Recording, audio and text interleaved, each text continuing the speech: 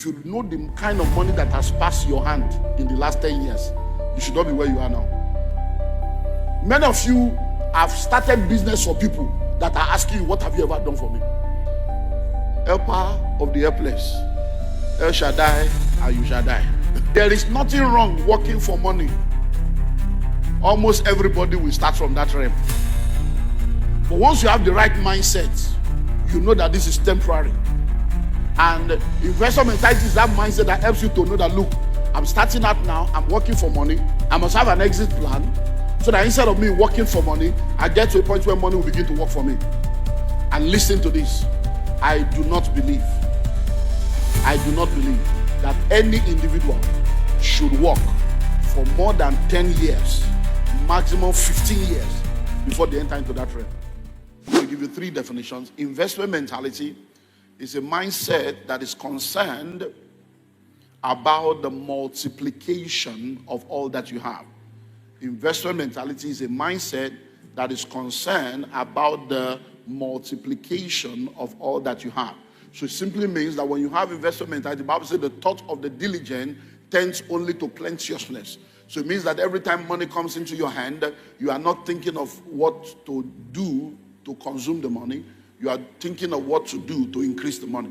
So if you have $1 million, you are thinking of how can it become 2 million. If you have 10 million, how can it become 20 million? If you have 100 million, how can it become 200 million? If you have $1 billion, how can it become 2 billion? So you're always thinking of multiplication. And that's one of the differences between the rich and the poor. The rich think investment, the poor think consumption. So when money comes into the mind or into the life of a poorly minded individual with poverty mentality, they're always thinking, money don't land, oh, what I go do? Oh, that bag, that shoe, oh, that wristwatch, oh, that new iPhone, oh, that this. So they're always thinking of consumption, they're not thinking of production. Number 2, what is investment mentality? Investment mentality is a mindset that is concerned about the acquisition of assets and not liability. Investment mentality is a mindset that is concerned about the acquisition of assets and not liabilities. One of the reasons why a lot of people are poor is because their lives are made up of liabilities and not assets. Many times when people have money, they use the money to acquire liabilities instead of using the money to acquire assets. So let's do a deep dive. What is a liability and what's an asset? What is a liability and what is an asset? Let me bring it from 2 dimensions. Number 1, an asset is anything that appreciates in value. Number 2, an asset is anything that produces cash flow or produces income. So how do you know if something is an asset? If I buy this thing now, will it increase in value? Then it's an asset. If I buy this thing now, will it bring more money to me or take money from me? So once you go to that store and you buy that shoe, you buy that bag, you buy that wristwatch, the very minute you buy it, will it continue to increase in value or will it reduce in value? When you buy that car and you drive the car out of the car lot, can you go back there tomorrow and sell it to them for a higher price? So every time you begin to understand this, you realize that every time you are releasing money, are you releasing it for asset or for liability? What's a liability? A liability is anything that depreciates in value. So most of what people have is either a liability or a necessary liability. That's why they call it necessity. It's a liability, but it's a necessary liability. So they call it necessity. Hello?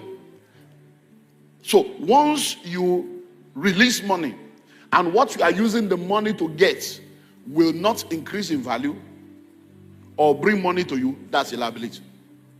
So a lot of people are either operating in pure liability, which is foolishness, or necessary liability, which is life for a lot of people and at different stages. So sometimes that's where you start before you begin to now adjust and balance out to the next realm. Hello? Because for instance now, In some parts of the world, having a car is like a necessary liability. And it can even be an asset if you know what to do with it. So let me give you an example. If you have a car right now, it can be an asset or a liability. Why? It can be an asset because it can give you mobility and be a leverage for you to make more money. It can give you positioning and packaging to access more money. Are you seeing this? So you have to think very well, because we are not all in the same industry, in the same sector. So you have to think. If you buy a car now, maybe you live in somewhere inside, and you need to resume work by 8, but there's no way you can even see transportation. So you now realize, okay, if I have a car, it will help my health. Over time, I won't be going through. So there are a lot of dimensions to that. So one person's car may be a liability. Another person's car may be an asset. It may not be bringing money, but it's bringing relief, it's bringing health, because assets and income and increase is not only about finances. Did you get that now? Now, do you know that you can have a car and then only you wake up in the morning in the Kotsu, in Egbeda, and you enter your car and you'll be driving yourself to the island. And there are 3 empty seats behind you and 1 empty seat by your side. Some of you, there are even 7 empty seats behind you and 1 by your side. But only you will just be in the car driving. And you are praying, oh Lord, prosper me. And this salary is not enough. But there are seats that could have brought more money. So you could have just left your home and got into Egbeda and talked to the guys. Eba mi load moto or eba mi load bossy. So you are driving a Toyota Previa or a Toyota Sienna and you have seats for 7 or 8 more people. But only you are doing big manism without money. You can't pay rent, you can't pay school fees. You are borrowing money from microfinance. They are calling everybody on your phone. You are borrowing money from every app, change your SIM card, yet you didn't know that they know you. Whereas these 7 seats, you could have just gotten to a bed and it would be 2,000. Or how much? 3,500. I share it. So from Egbeda 3,500 straight. So 3,500 times 7, how much?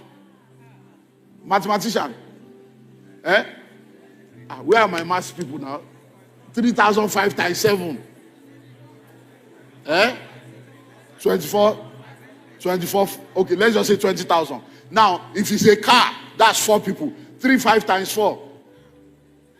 14,000. Now think of it all. So you are going to work in the morning, 14K. When you are coming back, you stop at Obalende, they load for you again, 14K.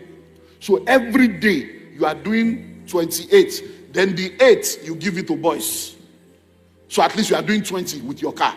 So every day you are doing 20. Every month you are doing 400. And your salary is 130. And you bought the car with company loan that they are removing 40,000 from your salary. So every month you collect 80. Are you seeing the practicality of it? So every day you are doing big man. You are not a big man. You are a fake man. Do you get it now? So, but what have you done now? Every day you are making 20K. Every week you are making 100K. Every month you are doing 400. So even if your salary is 130, 150, even if your salary is 1 million, another 400 has joined. So while you are working, that car now has become an asset. Are you seeing investment mentality now? You can decide to say you want to buy fridge. So you bought the fridge. The fridge is in your house. Necessary liability. Because it's not bringing money. It's reducing and it's not bringing money. You bought television. Many of you have bought flat screen. And it has made your life flat. You bought flat screen. You bought everything, generator, and you are not generating anything. So now, you see, the amazing thing is, the financial institution will give you loan to buy generator, buy fridge, but they won't give you loan to buy land. Because they are not interested in your well-being. They are interested in putting you into a trap so that you can become an income for them. Because the interest they will get from you is their own income. So you are their liability. Now you be their mugu. Hello? But now you now have flat screen, you have generator, you have deep freezer, you are not at home. And you are not spiritually deep. When last did you watch that television? and you are still paying.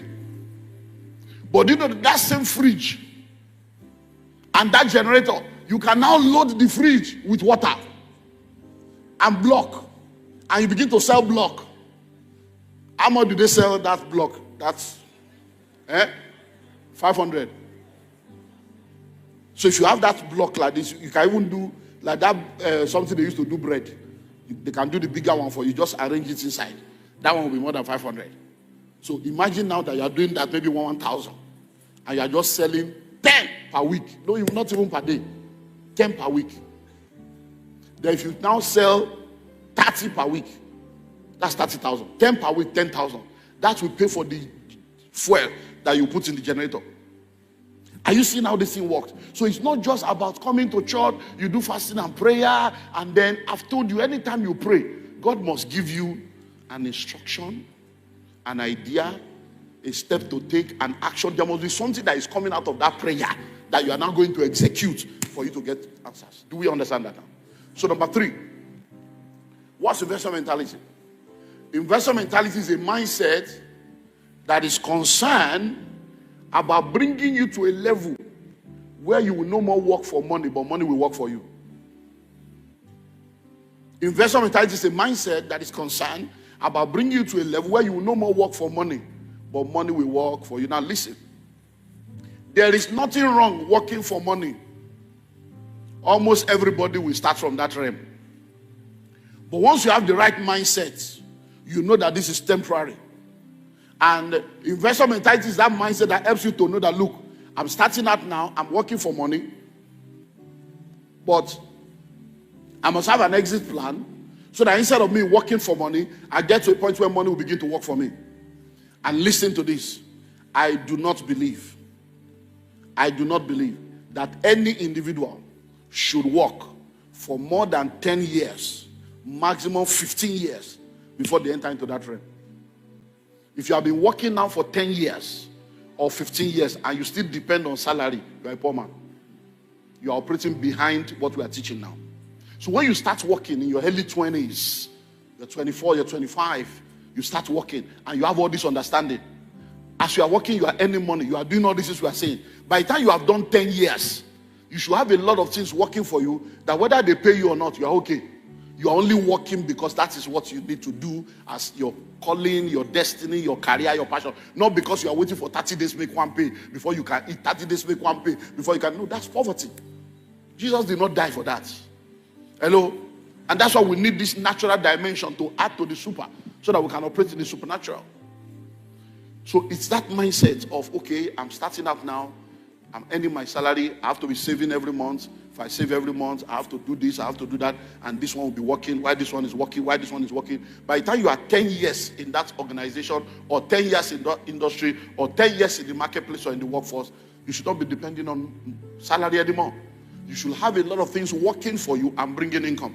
Maximum 15 years, max. Hello? I also do not believe, it's my personal belief, that husband and wife should be working for salary beyond 10 years of their marriage. I believe that if you get married, I'm working, you are working, we should sit down and have a family plan and say, come, what's happening? What's the plan? Because by the 10th wedding anniversary, you should be in your own house. You shouldn't be tenant after 10 years. Now you are married for 25 years. You don't even have one plot of land. But you have done many burials. And you have done many naming ceremonies. And the children you named with 3 million, you can't even pay their school fees of 1.5 now. Why? Because these things are things that happens, and then the next thing we say is village people. It's not village people. It's ignorant people. Hello? Just need to understand this thing. So once you sit down, it's okay. If the day you met each other and say we're going to get married, as you are sitting down to plan how many children you are going to have, you are also sitting down to plan when are we going to have our own house, when are we going to start our own family business or investment, when you plan that from day one, there are many useless expenses that you will not have in that marriage. Because you will have something that is going to guide you. Because if you don't know what to do with money before money comes, when money comes, money will tell you what to do with it. And after you have obeyed the instruction of money, you will now realize that your own vision has been left unattended to. Hello? So let me tell you about, say, neighbor, investor mentality is a mindset that is concerned about the multiplication of all that you have. Tell the second neighbor, say, neighbor, investor mentality is a mindset that is concerned about the acquisition of assets and not liability. Then tell yourself, investor mentality is a mindset that is concerned about coming into a level where I will no more work for money, but money will work for me. Okay, so let's move on. So do you have investor mentality? Now that we know it, do you have it? That's a question that everybody needs to ask themselves. You know, the financial intelligence test that I told you to be doing every year is because of things like this. It's every year you do it, every year you learn. Because in the world that we live in today, we're all learning, Because, I was on a TV program last month, and one of the hosts asked me, do you make mistakes? Because every question, he said, I don't know how you answer all this question. We don't, before we ask, you have answered. He says, so it seems as if you know everything. I said, no, I make mistakes. I don't know everything. But the mistakes I make become the wisdom that I give. The mistakes I make become the wisdom that I give. So as I make mistake, I learn and I give the information to the next person so that they will not make that mistake. So I use my failures and my own mistakes to teach people not to repeat the same mistake. That's why I speak the way I speak. That's why I'm not called to everybody. There are people that my message will get them angry. What? I can't just be insulting everybody. I am not your pastor. Go to your pastor. My sheep hear my voice. Hello? There are pastors that anything they want to do, they will be looking for the best English and the best way to explain it, not to offend your sensibility. That's not my calling. My calling is to offend your sensibility, get you angry with yourself, say, why am I this foolish? And then change. Hello? That's my calling.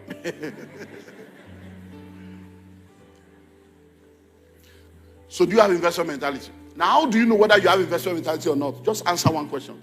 What do you do with your money? That's all. What do you do with your money? Listen, whether you like it or not, everybody has money. Everybody has money. Even those that live under the bridge, everybody has money.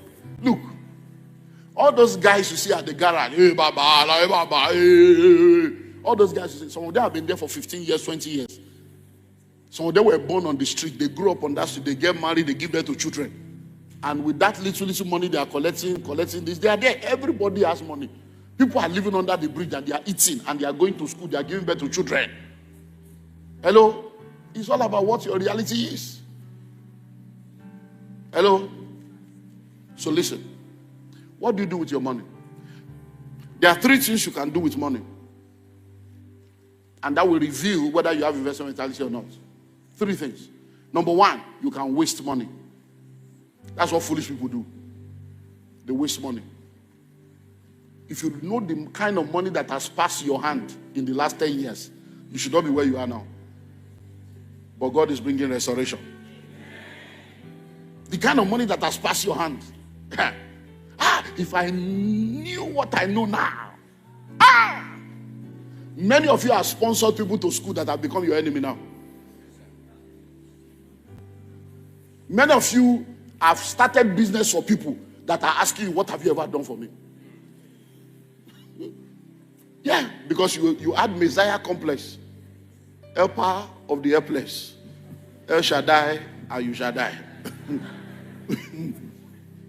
Yeah, because you are helping people that should not be helped.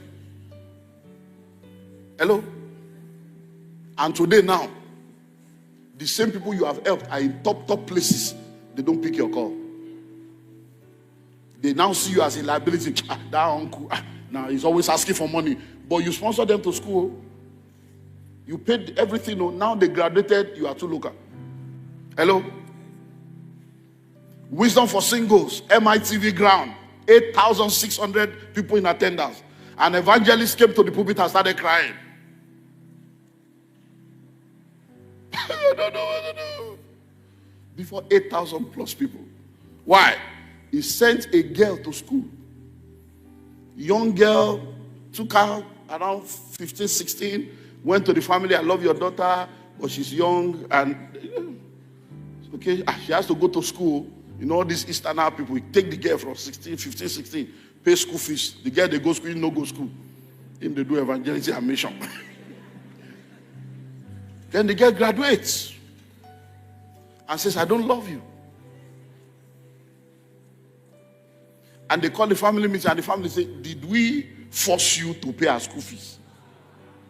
It's you that say you wanted to pay because you like, and the girl say, no, they do. We not go feel force her to marry you now. And then it came to a point, how much did you even spend? Calculate everything. And when she starts work, she will start paying you. No, but see. So some of the things you are calling goodness, you are a waster. You are wasting time, wasting energy, wasting emotion, wasting resources. Dynamite Forum, Calvary Bible Church headquarters in Dimo. A young boy stood up frustrated in this church. The fiancé, she is the woman that is her fiancé, he has sent the girl abroad 4 times. Go to Italy, go buy load. Go to Turkey, go buy load. He has never left Nigeria.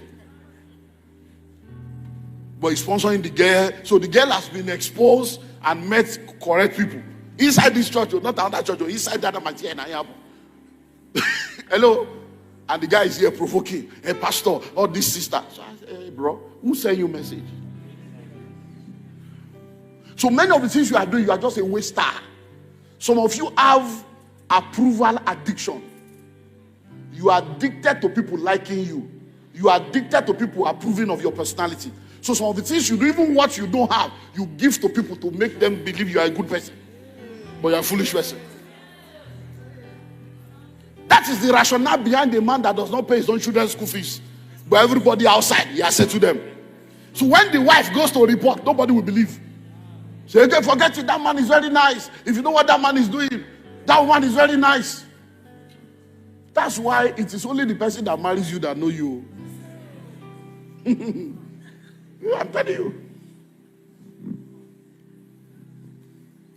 There are people we have called for ordination in this church and the wife stopped coming to church. Yeah, so we just put the husband's name, say 1 day now. The day when the man carry letter, reach house, the woman say, I'm not going to that church again. They know they see. If they want ordain you mean say Pastor Olumide they don't see, Pastor Abraham don't see, all of them don't see, they want ordain you. Me when they house with you, I know, say you know, serious. They want ordain you. Inside that say church, that our Calvary. I want to go church again. Hello? Sincerely. Hello? Waste. Number 2, spend. So when you are a waster, you are a foolish person. Average people spend money. Oh, Nino Lowo, money is for spending. Let us eat and drink for tomorrow. We die. Then the third one is what? Invest money. So foolish people waste money. Average people spend money. Wise people invest money. So where do you belong? Let me speak a little about spending as we close. That will continue next week. Spending money. Please listen. Let me check if we are going to get there. There's a guideline to wise spending. Let me check the contents, whether it is part of this curriculum. Guideline to wise spending. I'm not sure it's here.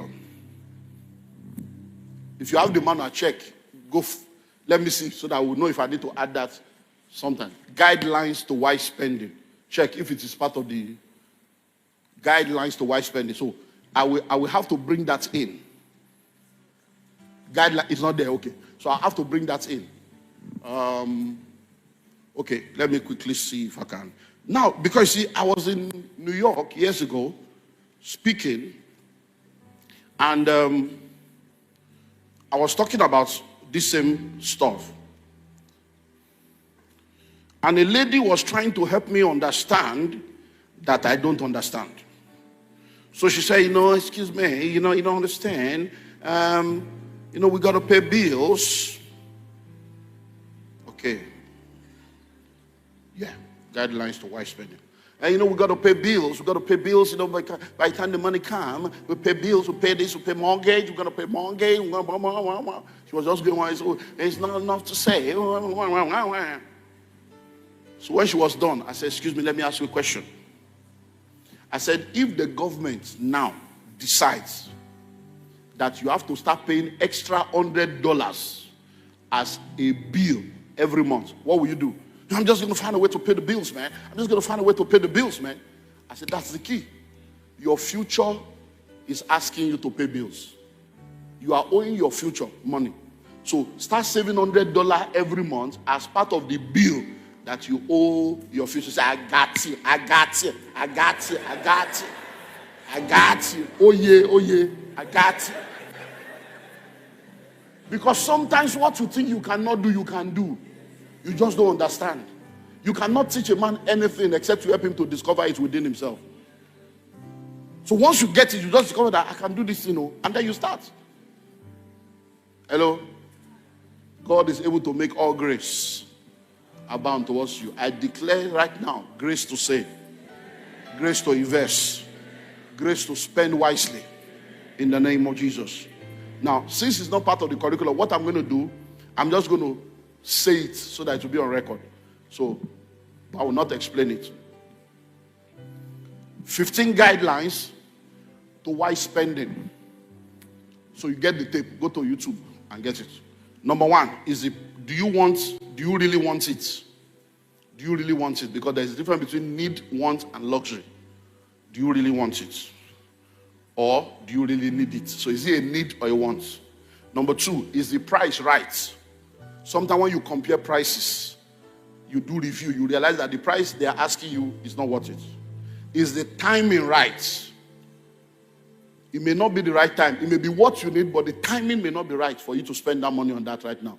That may not be the important thing now. Not that you don't want it, not that you can't afford it, but timing.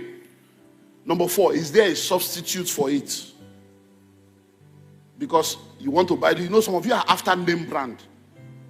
You want to buy a brand name, but all of them are manufactured from the same company. And they just put the different company logo on top. So the engine is the same from the same China. But the body is what they are using to deceive you. And then they put one button here, put one, the lights will look like tiger. This one will look like lion. Say, another one I want. No, it's the same thing. Number five, is there a major disadvantage? Have you checked the review? Have you checked whether there's a disadvantage? Because you are buying something that by the time you buy it, no second-hand value.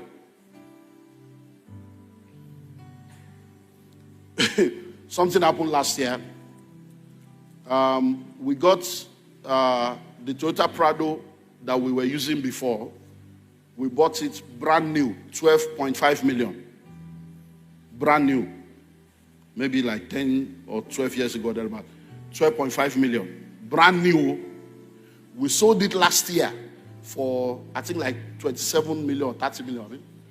Almost 27 million. A car we bought brand new for 12 million or 12.5 about 12 years ago, we sold for about 25 or 27 million. I can't remember the figure last year. That's how bad our Naira has gone. We now use that 25 million. We now bought 3 cars to go and be doing Uber. Because I just entered the compound one day. I said, I can't move motor in Jambi. I just saw cars in my compound. I said, this one. They went last. I said, babe, this is your car. When did you do that? This one. When did you do that? I said, let's sell this car. You can't just park car in the compound like this now. What is it decoration? So what I'm teaching is what I practice. Oh. Hello? I sell and take by 3 cars. They do Uber. They deliver every week now. Every week, delivery is coming. So, is there any major disadvantage? Number 6, have you researched the item? Have you done enough research? Number 7, will the value of that thing you want to buy, will the value increase? Number 8, does it require expensive upkeep? That the maintenance will be serious. Your salary is 120K. You are proposing to a sister whose cream is 300,000.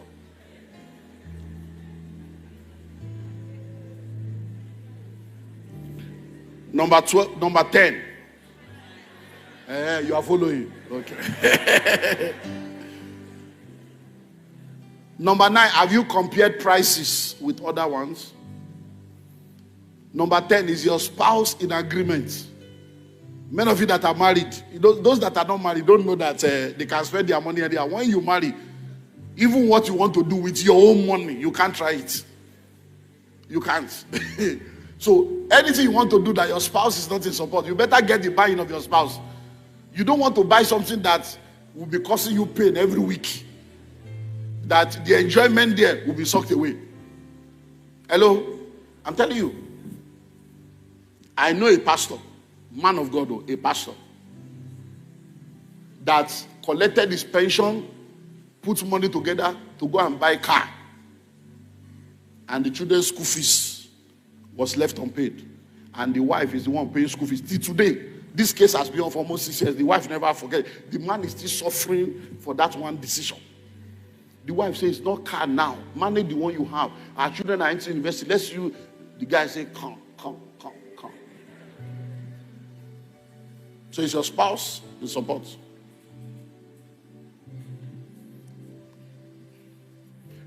Number 11, will you still want it this bad next week, next month, or next year? That's it that is doing you jiggy down. 6 months' time, will you still be feeling that way? I hope you know there's something called the joy of newness. When you buy something new, you are excited. After 1 week, you are looking for the next one, but money has gone. That's why those of you that buy things on credit, you are in trouble. You need deliverance. Because you have bought the scarce suit, 85,000, and you have paid 30, it remains 45. And you wore it to church one Sunday, only 6 people commented. And now, you bought it, you are still paying. Now, 3 months later, no brother has proposed. And you are still paying, and you are feeling bad. In fact, the bottle don't remove. You put that for dry cleaner, the thing don't shrink. Number 12. Will this purchase improve the quality of your life? Will it improve the quality of your life?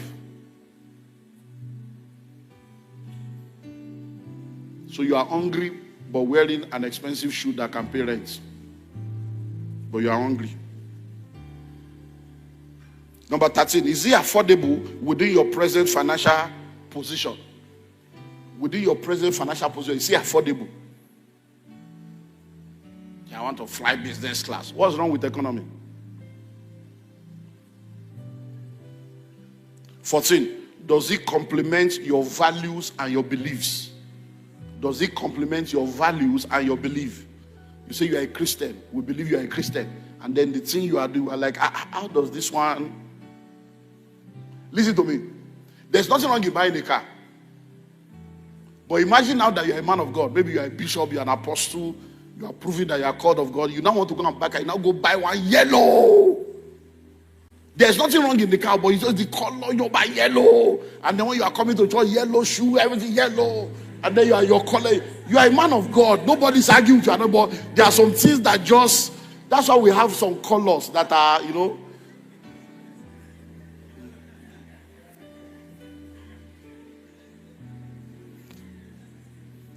Finally, will it help you achieve God's vision and purpose for your life? Will it help you achieve the vision and purpose of God for your life? Every head bowed in Jesus' name. You can go to YouTube at CBC Nigeria so that you can get the full video and get the list. Bow down.